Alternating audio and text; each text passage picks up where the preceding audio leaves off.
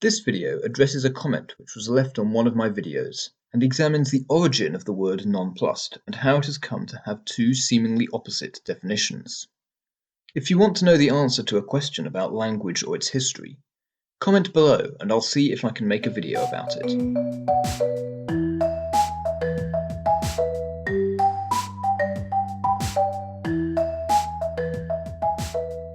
The original and main meaning of the word nonplussed is bewildered. It's used to describe someone who is so surprised and confused that they don't know what to do. The adjective nonplussed comes from the verb nonplus, which means to confuse someone completely. But this word didn't start as a verb, it was originally a noun. Nonplus is a state of complete confusion and bewilderment. And you might understandably be confused as to why it would mean that. The two parts of the compound nonplus are very familiar. Non means not, making a word negative in words such as non-stop, without stopping, and nonsense, something which doesn't make sense. Plus is often used in mathematics to describe addition, and it has other related meanings, such as a benefit. How then did nonplus come to mean confusion? Nonplus was borrowed into English from the Latin phrase non plus. This phrase meant no more. In a letter written by Roman orator and philosopher Cicero, the phrase is used to describe an activity which lasted for no more than 2 or 3 months. Non-plus derives from the Latin meaning no more. It originally meant a state in which nothing more could be said or done. To say that you are reduced to non-plus is effectively the same as being reduced to speechlessness. It means you just don't know how to react. And so this noun started to be used as a verb. To nonplus someone became to shock them into nonplus, to make them so confused they didn't know what to do.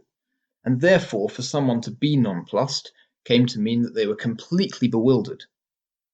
But, as the original comment observed, bewildered, confused is not the only meaning of nonplussed.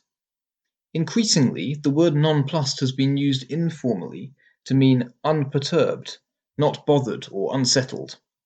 This is particularly confusing, or nonplussing, because these two definitions describe such different opposing states. This makes nonplussed a contronym, a word with two opposite definitions. How did this new opposite meaning come about? We can't be certain, but there are some linguistic factors which might be at play here.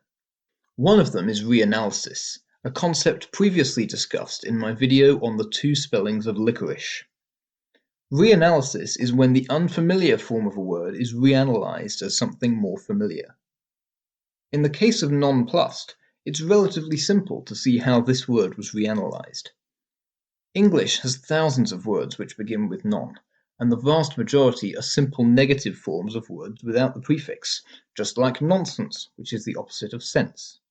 It's easy to see why people might think that nonplussed is actually the negative form of plussed, and that's one of the reasons why you might see people spelling nonplussed with a hyphen. And then if you see nonplussed as a negative word, its meaning starts to get confused. The synonyms of nonplussed by its main meaning are all positive words, not negative words. In contrast, there are a set of words with an opposite meaning, which all have negative prefixes, such as unperturbed and unfazed. If nonplussed is reanalyzed as the negative form of plussed, which would have an opposite meaning, then plussed would mean unperturbed, whilst nonplussed would mean confused. Since this would then be the only word which doesn't fit the pattern of positive words meaning one thing and negative words meaning another, English speakers could understandably be confused and simply think it's the other way around. And that's probably how nonplussed ended up having 2 opposite meanings. Were you nonplussed by this video? If so, what sort of nonplussing? Leave a comment. Are there features of English you've always wondered about? Your idea could be the inspiration for the next video. So comment below, like and subscribe.